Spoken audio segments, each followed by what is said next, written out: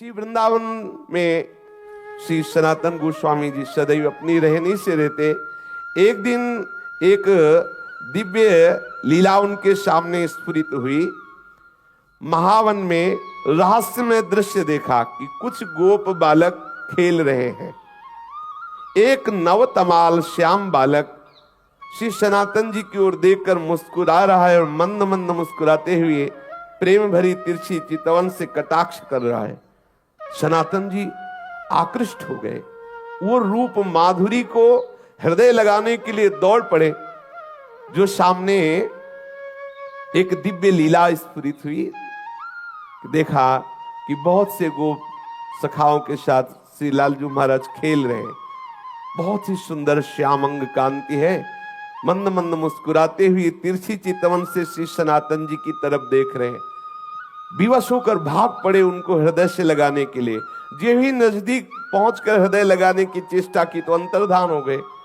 आप भाव विभोर होकर विलाप करने लगे, क्रंदन करने लगे, अश्रुपात करने लगे। इतनी शिथिलता हुई कि थोड़ी देर के लिए नींद सी आई, एक झपकी सी आई। तो देखा वही श्यामल गोप बालक जो प्रगट में दिखाई दी थी लीला, वही स्वप्न में देखा। और वो कह रहा है, तुम मुझसे मिलना चाहते हो? मैं मथुरा में श्री परशुराम जी चतुर्वेदी के घर में रह रहा हूं। अब तुम मुझको अपने साथ ले लो। वहां जाओ और वहां से मुझको अपने साथ ले लो। तत्काल ही सनातन जी की वो निद्रा टूटी। आप प्रातः काल होते ही मधुकरी के निमित्त श्री परशुराम जी चौबे के आवास स्थान पर पहुंचे। वहां आपको उस बालक का श्री ठाकुर श्री मदन मोहन के रूप में दर्शन हुआ। जब उस घर में पहुंचे तो सुंदर सिंहासन पे श्री मदन मोहन ठाकुर जी विराजमान थे। जे ही दृष्टि की तो वही बालक जो महावन में गोप सखाओं के साथ खेलते देखा, जो स्वप्न में आदेश देते देखा, वही देखा कि ठाकुर मदन मोहन जी के रूप में वो विराजमान है। ओहो, ये तो ठाकुर मदन मोहन जी हमारे साथ ऐसी लीला कर रहे थे। आप एकटक दर्शन करते हुए आसक्त चित्त हुए। आप वैसे तो एक दिन मधुकरी लाते और ठाकुर जी को अर्पित करके कई दिन तक प्रसाद रूप से उसको पाते, फिर कई दिन बाद मधुकरी को दाते। लेकिन मदन मोहन जी के दर्शन के लोभ से आप प्रतिदिन उसी घर में जाने लगे माधुकरी के लिए। और मदन मोहन जी के दर्शन करते और घंटों खड़े दर्शन करते हुए अश्रुपात करते रहते। एक दिन घर की वृद्धा माता ने देखा कि नेत्र में नेत्र मिलाए हुए ठाकुर के घंटों खड़े हैं, अश्रु प्रवाह हो रहा है। आपकी ऐसी प्रेममयी दशा देख के, बाबा इनको देख रहे हो? बाबा इनको मत देखो, ये सर्वनाश कर देते हैं। बहुत वैसे ठाकुर हैं। उस मैया ने कहा। तो श्री सनातन गोस्वामी ने उस मैया की तरफ देखा, बोले सुनो, मेरा बहुत बड़ा कुटुंब था, खूब घर भरा हुआ था संपत्ति से, जन से, परंतु ये जब से आया हमारे घर में इसने सब नाश कर दिया। मेरा परिवार मिट गया, मेरी सब संपत्ति चली गई, केवल मैं अकेली रह गई। ऐसा ही होता है, अकेला ही रखता है। इसीलिए कल की चर्चा में था, पूज्यपाद श्री रूप गोस्वामी जी कहते हैं कि अगर अपने परिवार से मोह ममता हो तो श्री राधा गोविंद देव जी से आंख मत मिलाना। यदि आंख मिला लिया तो किसी काम के नहीं रहोगे। ठीक ऐसे ही ये श्री मदन मोहन ठाकुर जी की लीला है। उस मैया ने कहा कि सब कुछ नष्ट हो गया जब से आया है, केवल मैं अकेली रह गई हूं। सनातन जी ने वही अश्रु प्रवाह, अनुराग से भीने हुए नेत्र, कहा माता जी तुम इसका परिचय मत दो, मैं जानता हूं मेरी भी यही दशा हो गई है। जब से इसने नजर की तब से सब नाश हो गया। और क्या, राजमंत्री थे, नजर हुई, कहां पहुंचा दिया। एक गुदड़ी करवा और भाव में मगल। ये विनोद है महापुरुषों का। समस्त मलिनता माया की जो हमें घेरे हुए है, जब ठाकुर का कृपा कटाक्ष होता है तो उससे बिलक करके अपनी लीला में प्रवेश दे देते हैं, जो चिदानंदमयी है, जो एक रस लीला है। ये परिवर्तनशील जगत की मोह ममता का नाश एकमात्र इनकी कृपा की ओर से होता है। जब से इनसे प्रीति की तब से मेरा सर्वनाश हो गया, श्री सनातन जी ने कहा। इसलिए नाश का अब तो कोई भय रहा नहीं, कोई बचा ही नहीं तो क्या भय है। मेरे निकट जो भी था अब वर्तमान में कुछ नहीं रह गया है, ये इसी की नजर का चमत्कार है। वृद्धा ने कहा तो भी तुम इसकी तरफ देख रहे हो, देखो तुम्हें पसंद आ गया क्या? बोले तो पहले से ही हम राजी हैं, इसके नेत्रों में पहले ही बिक चुके हैं। मैं तो वृद्ध हो चली हूं और मैं सोच भी रही थी कि अब इसकी सेवा कौन करेगा मेरे बाद, क्योंकि परिवार में तो कोई बचा नहीं। देखो इससे कोई ये मत समझ लेना कि ठाकुर से प्रेम करोगे तो तुम्हारा परिवार नष्ट हो जाएगा, ऐसा नहीं। इसका आंतरिक रहस्य है। जब से मदन मोहन जी पधारे तो एक एक करके अपने धाम भेज दिया, अपनी नित्य लीला में सम्मिलित, जो बड़े बड़े योगियों के लिए दुर्लभ है। ठाकुर मदन मोहन पधारे उस चौबे जी के घर तो सबको अपनी दिव्य लीला में प्रवेश दे दिया। लौकिक धन हटा करके चिदानंद वस्तु प्रदान की। हमारी पार्थिव बुद्धि कहीं ऐसा न सोच बैठे कि ठाकुर से जुड़ने का मतलब है संकट विपत्तियां, ऐसा नहीं। जो प्रभु के चरणों में अपने चित्त को लगा देता है तो बिना अन्य साधन के भी प्रभु उसको स्वीकार कर लेते हैं और अपने दिव्य धाम, दिव्य स्वरूप, दिव्य लीलाओं में प्रवेश दे देते हैं। यहां से हटा देते हैं ये जो माइक लीला है, जन्म मृत्यु दुखद भयावह, इससे हटाकर जहां कोई भय नहीं, महासुख है, वहां पहुंचा देते हैं। वृद्धा ने कहा बाबा मैं तो वृद्ध हो चली हूं, था मेरी यही अभिलाषा है, इनको कोई न कोई ले जाएगा ही, मेरे से पूजा सेवा बनेगी नहीं और मैं भी ऊब गई हूं, इससे हमें कोई लाभ प्राप्त हुआ नहीं। क्योंकि वो बाह्य दृष्टि से विनोद में बोल रही कि अब अगर इन लाभ प्राप्त होता तो कम से कम नाती पनाती ही होते, इसकी सेवा कोई नहीं बचा, मैं ही अकेले बची हूं। और ये ऐसा ही करते हैं।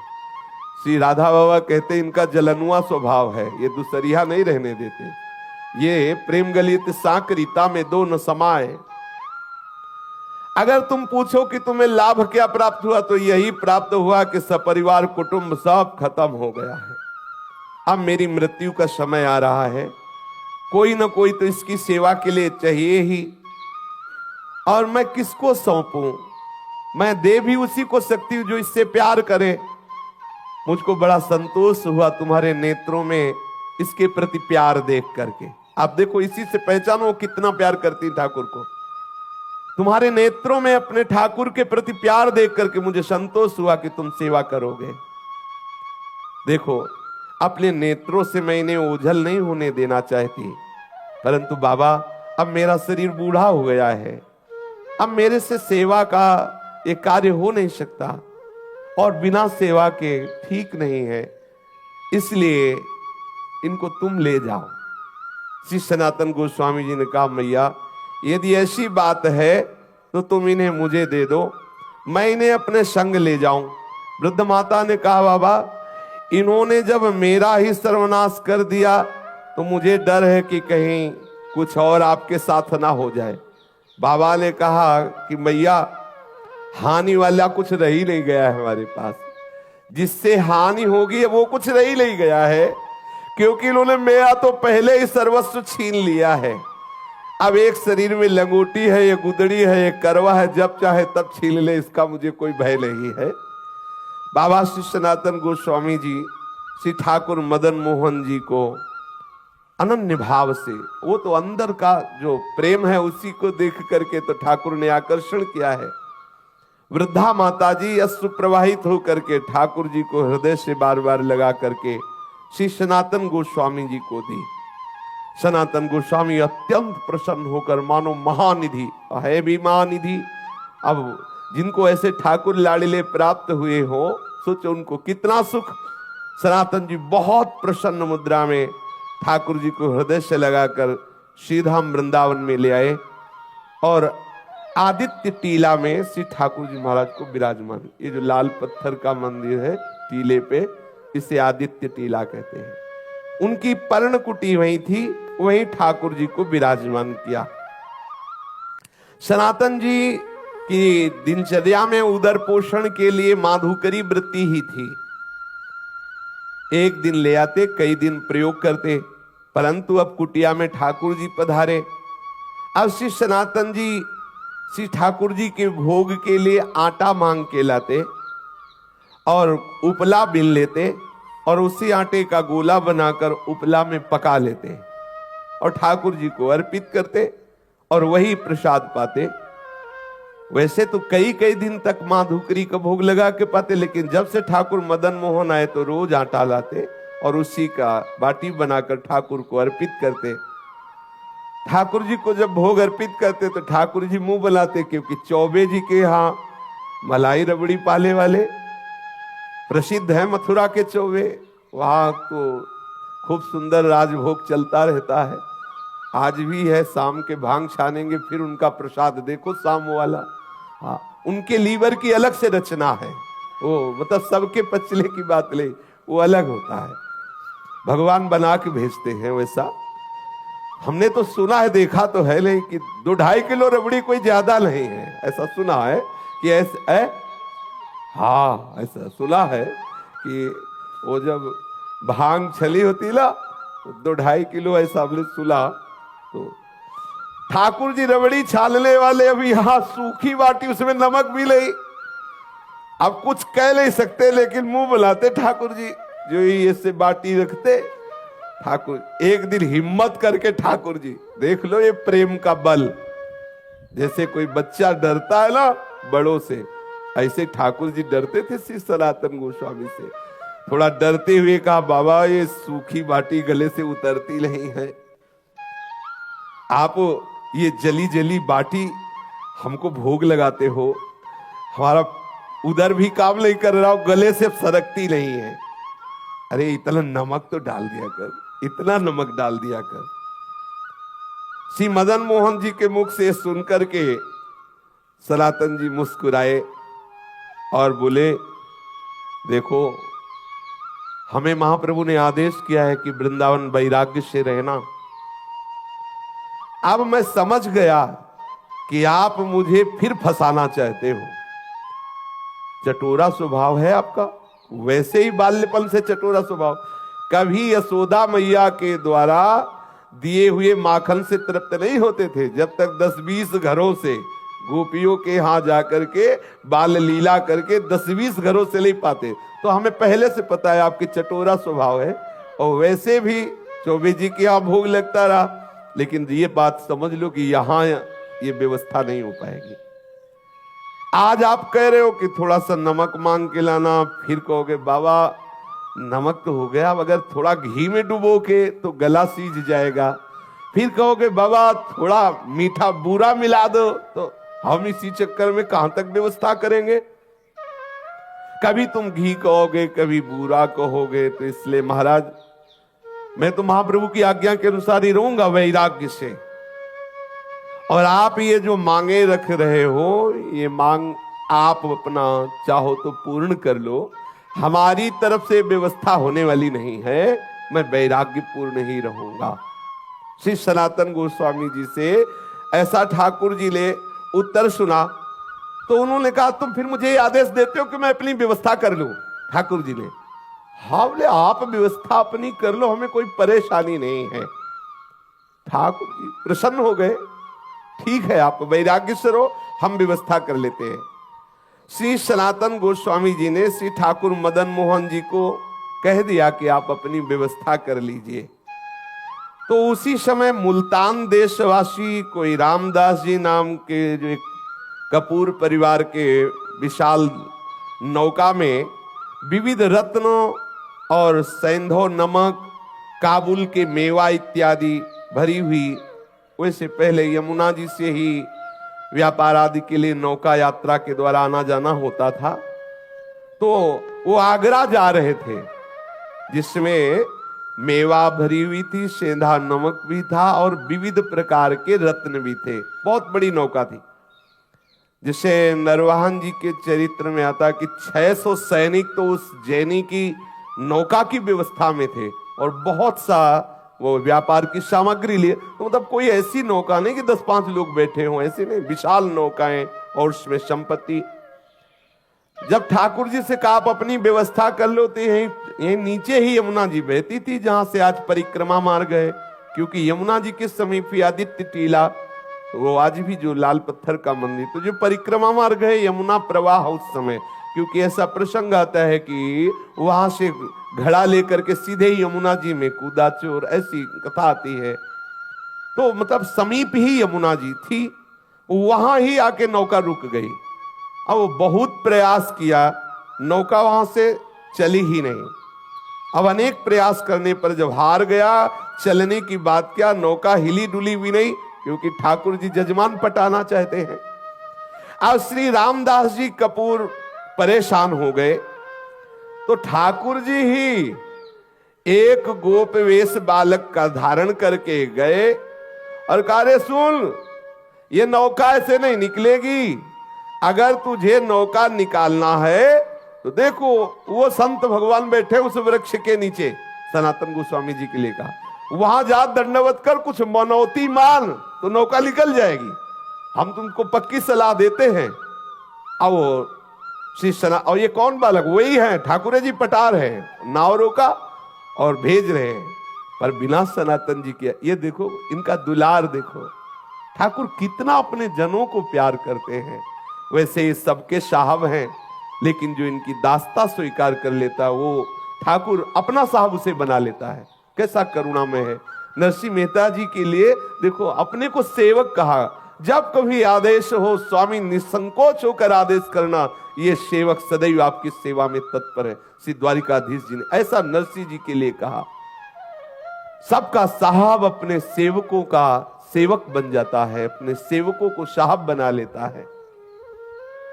जाकर के सनातन जी की शरण में उनसे अनुनय विनय करो, तुम्हारी नाव निकल जाएगी। रामदास कपूर तत्काल जिधर उस गोप बालक ने संकेत किया था वहां गए।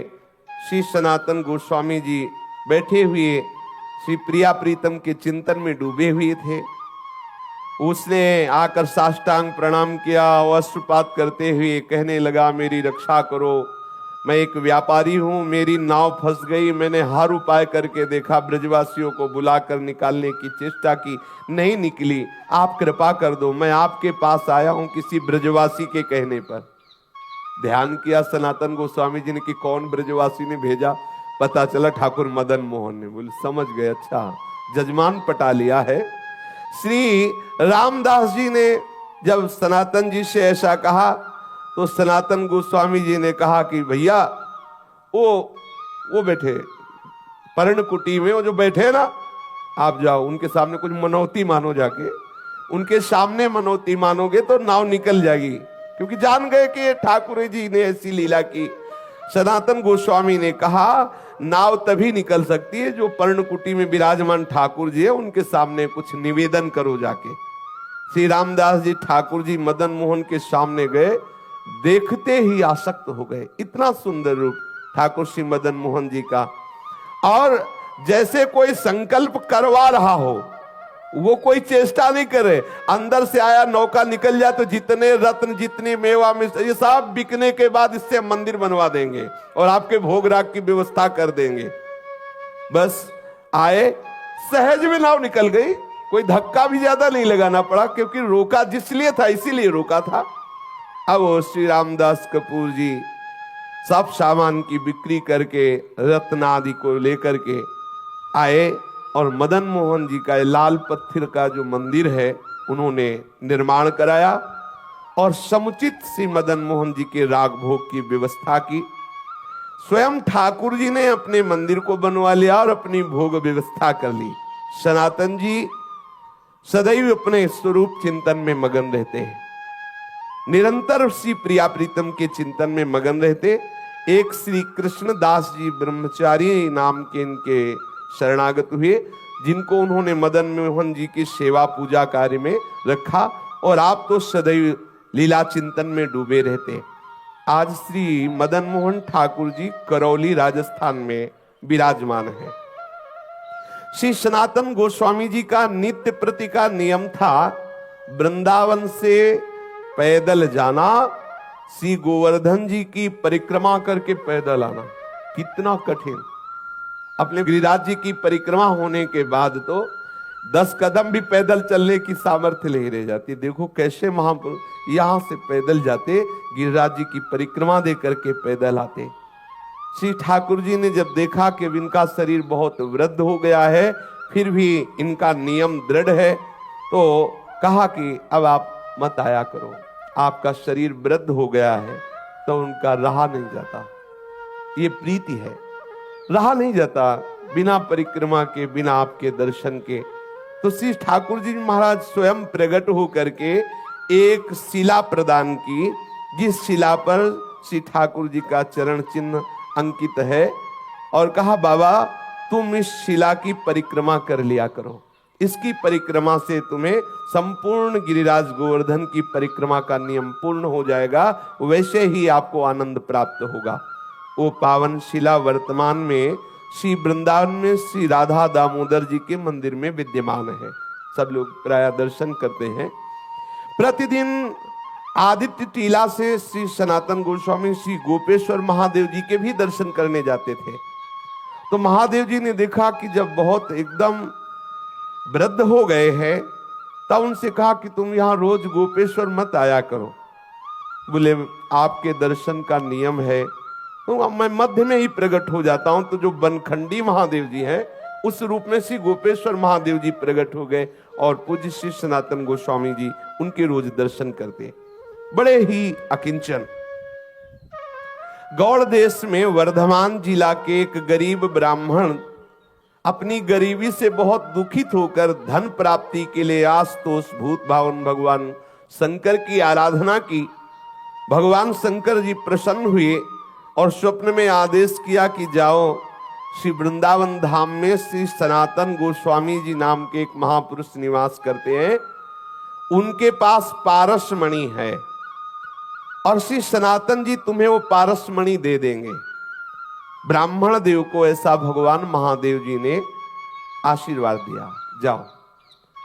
ब्राह्मण देव बड़े आनंद में मगन होकर श्री वृंदावन धाम आए, और यहां पता लगाया संतों से, पता चला श्री गोस्वामी श्री सनातन जी का। वो वहां गए, श्री गोस्वामी जी को देखा, श्री सनातन जी को, एक गुदड़ी, एक करवा और शरीर पे कौपीन। उनके मन में निराशा हुई कि जो खुद ऐसी गरीबी से रह रहे हैं, वो हमें पारसमणि क्या देंगे। भगवान शंकर के वचन तो झूठे नहीं हो सकते, और उन्होंने इन्हीं के लिए कहा है कि इनके पास जाओ तो तुम्हें धन बनाने वाली पारसमणि मिल जाएगी। अगर इनके पास पारसमणि होती तो ये ऐसे कैसे फटी पुरानी गुदड़ी, रज का करवा और एक लंगोटी लगी हुई। प्रणाम किया, बाबा मैं आपके पास आया हूं। सनातन जी ने कहा किस हेतु से आए हो। तो उन्होंने कहा कि मुझे भगवान शंकर ने भेजा है कि आपके पास पारसमणि है और आप मुझे प्रदान करें। सनातन जी ने कहा हाँ, मैंने कभी उसे छुआ तो है नहीं, पास तो है नहीं। यमुना स्नान करने जा रहा था तो एक दिन पैर से टकरा गई थी, तो वहीं उसे रेती से ढक दिया और पुनः यमुना स्नान किया, जिससे किसी दिन स्नान करके वापस आते समय दोबारा हमारे स्पर्श ना हो जाए, नहीं तो मुझे पुनः स्नान करना पड़ेगा। श्री ठाकुर जी की सेवा पूजा में विलंब हो जाएगा। ब्राह्मण देव को लगा इतनी अशुद्ध होती पारसमणि कि स्नान करना पड़ता है। ब्राह्मण देवता ने कहा अच्छा आप मुझे बता दे चल के कि वो पारसमणि का है, दूर से बता दीजिए। ब्राह्मण देव को श्री सनातन गोस्वामी ले गए और बोले इसी जगह कहीं थी, आप बालू हटाइए। तो जे भी वहां बालू हटाई, थोड़ी देर में ही तो देखा चमकती हुई पारसमणि।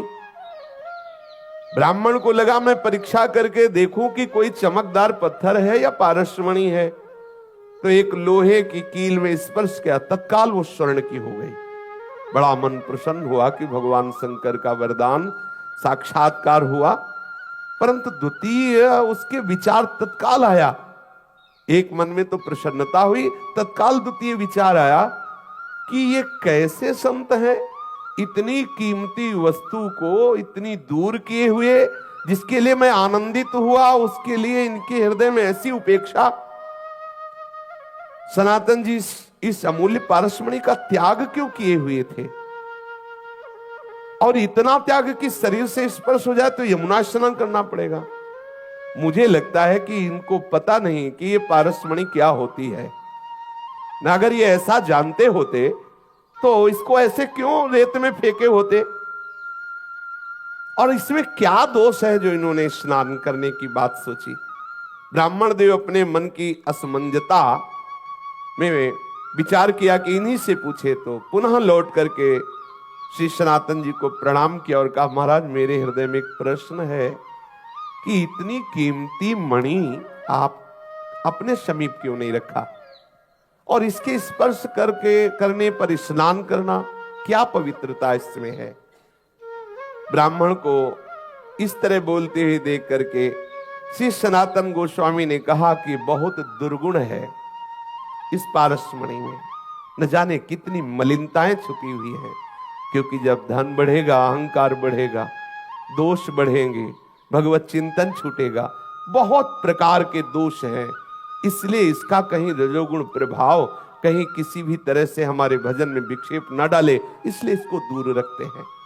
और ये हमारे लिए मणि पत्थर से बढ़कर कुछ नहीं है, क्योंकि हमारे पास जो मणि है उस मणि के सामने है ही क्या। तो तत्काल ब्राह्मण बोला, महाराज आपके पास कौन सी मणि है? बोले, इंद्रनील मणि श्याम मनोहर।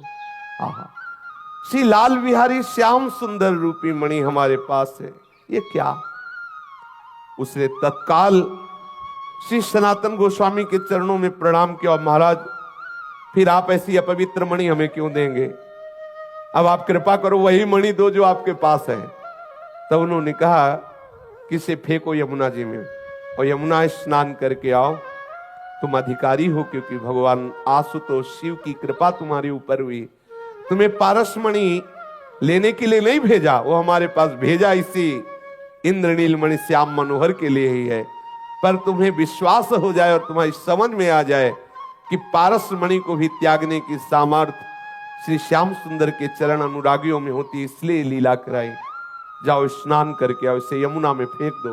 पारसमणि को फेंक दिया, स्नान करके आए।